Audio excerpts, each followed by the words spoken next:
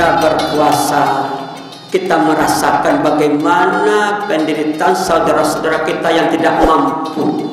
Dia menahan haus dan lapar pada saat dia hidup. Itu yang kita rasakan. Oleh sebab itu, mari kita berbagi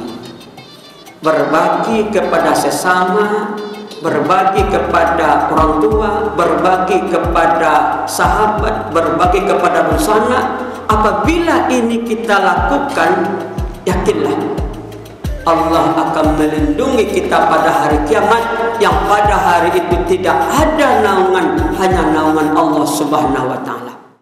Assalamualaikum warahmatullahi wabarakatuh.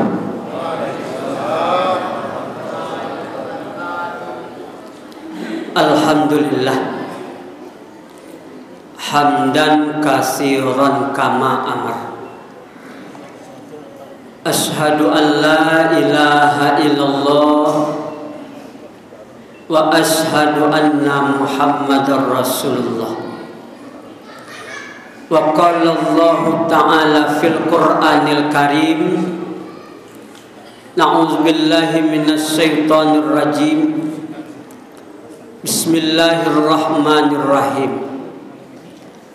Wasari'u ila maghfiratim mir rabbikum wa jannah arduhas samawati wal ard uiddat lil muttaqin. Shadaqallahul azim. Dan bersegeralah kamu untuk mendapatkan ampunan dari Tuhanmu, dan surga luasnya antara langit dan bumi disediakan untuk orang-orang yang bertakwa. Shadaqallahul azim. Puji dan syukur serta salawat dan salam kita sampaikan kepada Rasulullah Muhammad sallallahu alaihi wasallam. Bapak-bapak dan ibu-ibu yang sama kita hormati, Bapak pengurus Masjid Quwwatul Ummah bersama jajaran. Selanjutnya bapak-bapak, angku-angku, nenek mama, alim ulama cadik pandai, dan ibu-ibu kami, pemuda-pemudi, umumnya kaum muslimin dan muslimat, jamaah tarawih rahimakumullah. Pada malam yang ke-15 ini, judul tausiah kita adalah amalan di bulan Ramadan. Yang pertama, perbanyak berzikir Bapak dan Ibu. Perbanyak mengingat Allah. Zikir itu ada 3. Pertama, zikir kepada Allah. Kedua, zikir kepada Nabi. Ketiga, zikir kepada diri sendiri. Bagaimana zikir kepada Allah? Setelah kita sholat, kita baca subhanallah walhamdulillah wallahu akbar. Kemudian usahakan Bapak dan Ibu, sebelum kita berdoa, baca tahlil. La ilaha illallah, la ilaha illallah. Baca kalimat tauhid. Karena apabila hal ini tidak kita biasakan dalam hidup, nanti ketika kita sedang sakratul maut, diajarkan tahlil oleh anak kita, oleh suami, oleh istri, oleh ustadz membimbing kita pada saat kita sedang sakratul maut, tidak dibiasakan mulut ini membaca kalimat tauhid, susah Pak. Jadi usahakan baca tahlil la ilaha illallah. Yang kedua, zikir kepada Nabi dengan membaca Allahumma salli ala Muhammad, selawat kepada Rasulullah.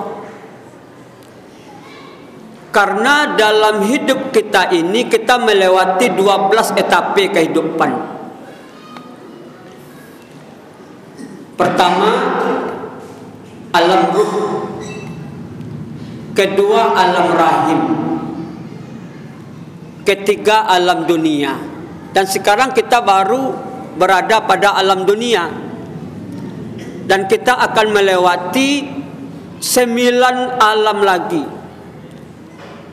Yang keempat, alam dibangkitkan.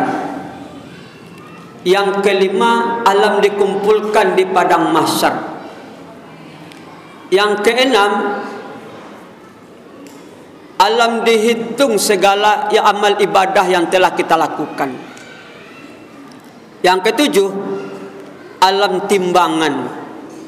Yang kedelapan, alam pemberian syafaat dari baginda Rasulullah sallallahu alaihi wasallam.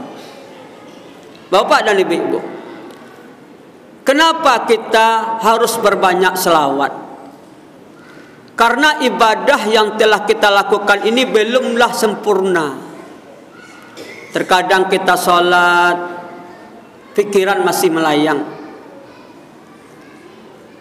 pikiran masih bercabang. Terkadang kita puasa,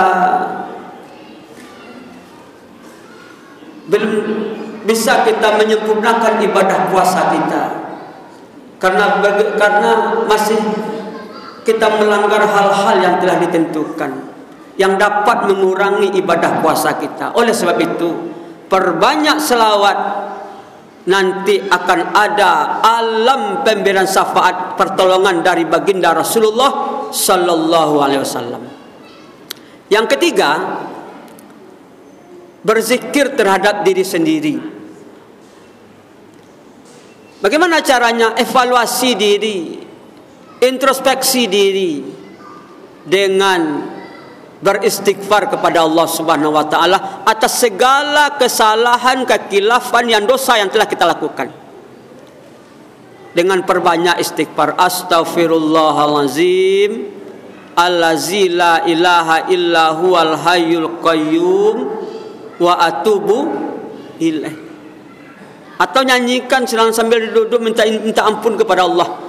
Astaghfirullah Rabbal baraya, astaghfirullah minal khataya. Ingat diri ini banyak mengandung dosa. Kullu ibni Adam khata'un wa khairu khata'it tawabina. Setiap anak Adam itu bersalah. Sebaik-baik kesalahannya dia bertaubat kepada Allah Subhanahu wa ta'ala. Yang kedua, perbanyak berdoa. Bagaimana doa yang lebih sempurna? Tiru doa para nabi dan rasul. Contoh, Nabi Adam alaihissalam, setelah Allah ciptakan Nabi Adam berada di sorga. Nabi Adam menikmati segala fasilitas dalam sorga. Hanya satu yang dilarang oleh Allah, jangan memakan buah kuldi. Tapi karena bujukan rayuan dari iblis, Adam dan Hawa melanggar perintah Allah. Akhirnya apa? Allah campakkan Nabi Adam dan istrinya ke dunia. Setelah Adam berada di dunia, Adam baru sadar bahwa dia bersalah kepada Allah. Lalu Adam sujud selama 40 tahun dengan membaca doa, Rabbana zalamna anfusana wa illam taghfir lana wa tarhamna lanakunanna minal khasirin. Doa ini pernah makbul di sisi Allah. Nenek moyang kita berdoa, diterima taubat Nabi Adam dengan doa ini. Kita sebagai anak cucu Adam perbanyak doa itu, Pak. Apalagi di bulan Ramadan. Yang kedua, doa Nabi Yunus ketika Nabi Yunus ragu dengan azab Allah yang diturunkan kepada umatnya, Nabi Yunus lari sampai di tepi lautan. Nabi Yunus melihat kapal. Nabi Yunus naik ke kapal. Di tengah lautan terjadi angin badai, ombak tinggi. Singkat cerita, Nabi Yunus dibuang oleh orang yang berada di dalam kapal ke tengah lautan. Setelah Nabi Yunus dibuang, Nabi Yunus dimakan oleh ikan nun. Ketika Nabi Yunus berada dalam perut ikan, Nabi Yunus mengalami kegelapan gulita. Pertama, kegelapan di dalam perut ikan. Yang kedua, kegelapan terhadap murka Allah. Pada saat itu Nabi Yunus sadar. Nabi Yunus melanggar kesalahan. Nabi Yunus bertobat kepada Allah dengan banyak membaca doa, La ilaha illa anta subhanaka inni kuntu minas zalimin. Perbanyak doa Nabi Yunus, Pak. Apalagi pada saat sekarang ekonomi sulit, ekonomi payah. Masing-masing keluarga kini banyak mengalami kesulitan. Dengan banyak membaca doa Nabi Yunus, semoga Allah hindarkan kita, Allah lepaskan kita dari kegelapan ke terang benderang. Ini yang kedua. Pertama zikir, kedua perbanyak doa. Dan banyak doa-doa para nabi dan rasul. Lihat nanti di Google Pak dan Ibu. Apa doa Nabi Adam, apa doa Nabi Ibrahim, doa Nabi Musa. Amalkan itu dalam kehidupan. Kemudian yang ketiga, perbanyak sedekah. Dalam Al-Quran diterangkan dalam kitab tafsir Ibnu Katsir, orang yang banyak sedekah, badannya ini bercahaya. Ada cahayanya sebesar badannya, ada cahayanya lebih besar dari badannya, dan ada cahayanya sebesar gunung Uhud. Kalau bapak dan ibu sudah pergi umroh, pergi haji, berapa besarnya gunung Uhud itu? Belum sampai ke Mekah ya Pak dan Ibu. Ada cahaya orang bersedekah sebesar gunung Uhud, bahkan lebih besar daripada gunung Uhud. Pada saat kita sedang akan melewati jembatan Shiratal Mustaqim, jembatan yang dibuat oleh Allah, satu helai rambut dibelah 7, itu yang kita lewati nanti di hari akhirat. Ada alam melewati jembatan Shiratal Mustaqim namanya. Ketika orang yang banyak bersedekah, cahayanya keluar. Ada cahayanya sebesar dirinya, lebih besar dari dirinya. Yang paling sedikit cahaya manusia pada saat itu, cahayanya sebesar ampu tangan. Terkadang hidup, terkadang mati. Kalau banyak cahaya kita dengan sedekah pada Ibu, insya Allah Allah selamatkan kita melewati jembatan Shiratal Mustaqim. Perbanyak sedekah. Karena sedekah itu melebihi dari umur kita. Umur kita mungkin 60 tahun, 70 tahun, 80 tahun. Karena kita banyak memberikan sedekah, baik ke masjid, ke musala, panti asuhan, rumah tahfiz dan lain-lain, nilainya, ibadahnya sampai hari kiamat. Oleh sebab itu kami mengajak perbanyak sedekah. Dan ketika kita bersedekah, baca doa pada saat itu Bapak dan Ibu. Ketika bersedekah, ya Allah, jadikan kami keluarga sakinah mawaddah warahmah. Lalu sedekah lagi. Salat zuhur pergi ke Masjid Quwwatul Ummah sedekah.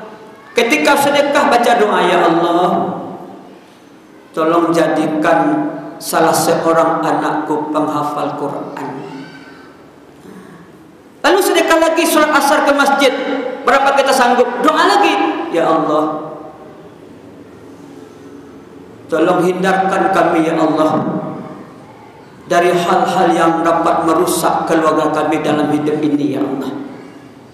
Baca doa Pak Ibu. Setiap bersedekah baca doa.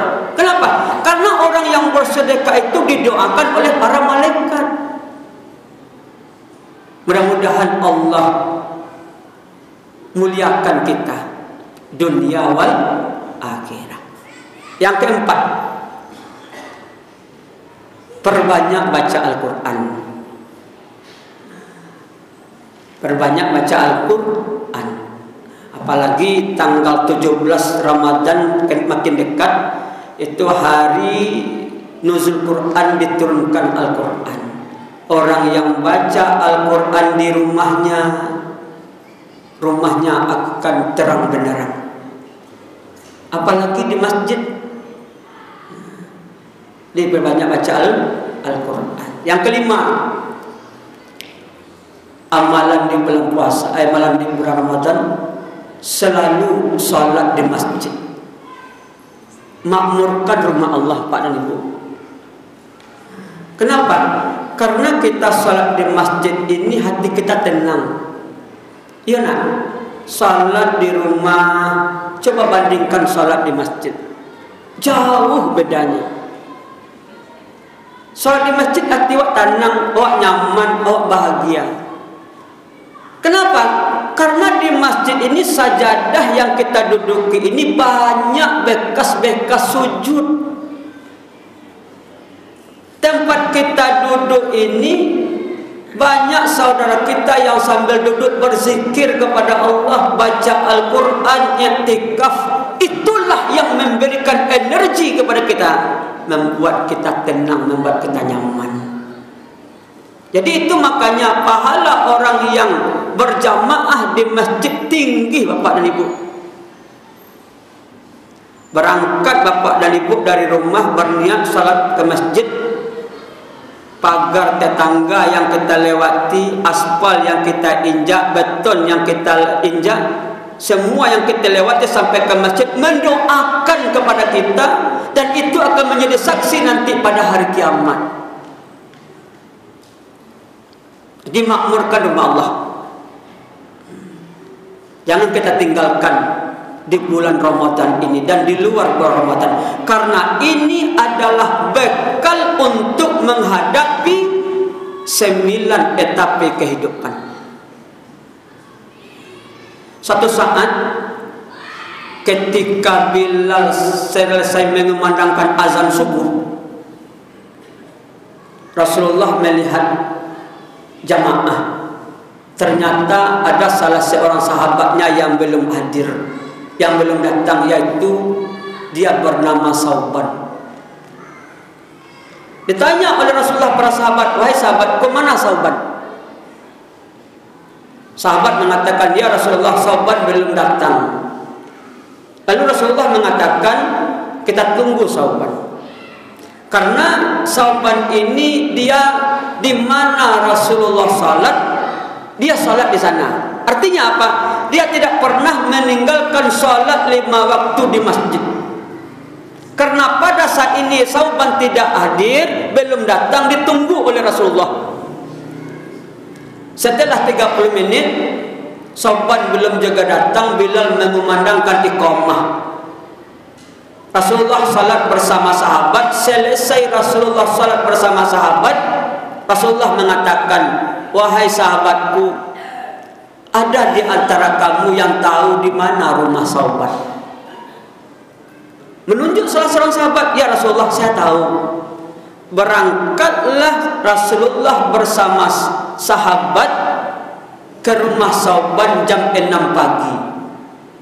Sampai di rumah Sauban jam 9. Berarti berapa jaraknya tadi? 3 jam perjalanan, menempuh padang pasir. Sampai di rumah Sauban, sahabat mengatakan, "Ya Rasulullah, ini rumah Sauban." Dikentuk pintu rumah Sauban, "Assalamualaikum Sauban." Satu kali, dua kali, yang ketiga kali dijawab oleh istrinya, "Waalaikumsalam." Pintu dibuka, sahabat mengatakan, "Wahai istri Sauban, kami kesini bersama Rasulullah." Ada Sauban. Lalu istrinya mengatakan, "Ya Rasulullah, suamiku Sauban telah meninggal dunia tadi pagi." Rupanya Sauban ini tidak salat subuh berjamaah karena pada waktu itu Sauban sedang nazak, sedang sakratul maut. Lalu istrinya mengatakan, "Ya Rasulullah, tadi suamiku sedang nazak. Dia berkata-kata, ya Rasulullah, dan aku tidak tahu apa yang dikatakan oleh suamiku. Aku tidak paham, ya Rasulullah." Lalu Rasulullah mengatakan, "Wahai istri Sauban, apa yang dikatakan oleh Sauban pada saat dia sedang nazak?" Istrinya mengatakan, "Ya Rasulullah, ada 3 kalimat yang ia sampaikan. Yang pertama, ya Allah, kenapa jaraknya terlalu dekat? Kenapa tidak lebih jauh, ya Allah? Yang kedua, ya Allah, kenapa yang aku berikan sebagian? Kenapa tidak semuanya, ya Allah? Yang ketiga, ya Allah, kenapa yang aku berikan yang second? Kenapa yang tidak baru, ya Allah?" Lalu disampaikan oleh Rasulullah, "Wahai sahabatku dan istri Sauban, tadi pada saat Sauban sedang nazak, sedang sakratul maut, Allah lihatkan kepada Sauban perilaku Sauban pada saat dia hidup." Kalau kini setiap masjid kantor ada CCTV, nampak? Nampak di situ ya orang yang ambil kontak impak. Ini Allah lihatkan perilaku Sauban pada saat dia hidup. Apa kegemaran Sauban? Sauban menyesal. Rupanya Sauban kegemarannya salat berjamaah di masjid bersama Rasulullah. Ketika Sauban, Allah lihatkan kepada Sauban, Sauban berjalan dari rumahnya menuju ke masjid Rasulullah dalam jarak yang ditempuh 3 jam perjalanan. Allah lihatkan pahalanya kepada Sauban. Sauban menyesal, "Ya Allah, kenapa tidak lebih jauh, ya Allah? Kalau lebih jauh tentu pahalanya besar aku dapatkan, ya Allah." Awak dari masjid Fathul Ummah berapa menit, Bu? Berapa menit, Pak? Tak sampai 5 menit nak. Rugi awak kalau tidak salat berjamaah di masjid. Jadi mari awak berjamaah, awak makmurkan rumah Allah. Aduh, nyanyi kasidahnya. Muslimin muslimat, jangan kau tinggalkan rumah Allah yang telah didirikan di seluruh penjuru, di desa dan di kota, di seluruh penjuru, di desa dan di kota. Tapi mengapa engkau enggan mengunjunginya? Mulai hari ini berniatlah. Salah satu bekal yang paling sempurna dalam hidup ini salat berjamaah. Jangan wak tinggalkan masjid Bapak Ibu. Apapun kesulitan wak, selama Allah masih memberikan kudrat, iradat, sama, basar, kalam, qadiran, muridan dalam diri, masih bisa awak melihat, masih bisa mendengar, masih bisa berjalan, masih bisa melangkah, masih bisa mengayunkan tangan, kunjungi rumah Allah sebelum Allah cabut kekuatan yang ada dalam diri awak, sebelum Allah cabut penglihatan dalam diri awak, sebelum Allah cabut berkata-kata dan telinga mendengar sebelum Allah sebut kunjungi rumah Allah. Kalau malah sakit awak atau sakit stroke, mau bisa jalan lain, itu menang azan saja di rumah. Oleh sebab itu kami mengimbau makmurkan rumah Allah. Yakinlah, selama tekad untuk memakmurkan rumah Allah berjalan, Allah selamatkan kita. Yang kedua, pada saat itu Sauban akan makan. Sauban punya satu potong roti, datang pengemis. Assalamualaikum Sauban. Agi yang makanan Sauban, ambulah 3 hari tidak makan. Roti satu dibagi 2 dek Sauban, diagin ke pengemis setengah untuk Sauban setengah. Pada saat Sauban sedang nazak, Allah lihatkan pelaku Sauban pada saat itu. Menyesal Sauban, ya Allah, kenapa yang aku berikan sebagian? Kenapa tidak semuanya ya Allah? Yang ketiga, pada saat Sauban pergi ke pasar, pada saat itu di Arab cuaca dingin. Di tengah perjalanan, kebetulan Sauban ini memakai jaket 2 lapis Bapak dan Ibu, karena cuaca terlalu dingin. Di dalamnya yang baru, di luarnya yang second. Di tengah perjalanan, Sauban melihat ada kakek-kakek yang sedang kedinginan. Dihampiri oleh Sauban, dibuka jaketnya yang di luar, diberikan kepada kakek ini. Pada saat Sauban sedang sakaratul maut, Allah lihatkan pelaku Sauban seperti itu. Sauban menyesal, ya Allah, kenapa tidak yang baru aku berikan? Kenapa yang second ya Allah? Jadi oleh sebab itu kita berpuasa, kita merasakan bagaimana penderitaan saudara-saudara kita yang tidak mampu. Dia menahan haus dan lapar pada saat dia hidup. Itu yang kita rasakan. Oleh sebab itu, mari kita berbagi. Berbagi kepada sesama, berbagi kepada orang tua, berbagi kepada sahabat, berbagi kepada busana. Apabila ini kita lakukan, yakinlah Allah akan melindungi kita pada hari kiamat, yang pada hari itu tidak ada naungan, hanya naungan Allah Subhanahu wa taala.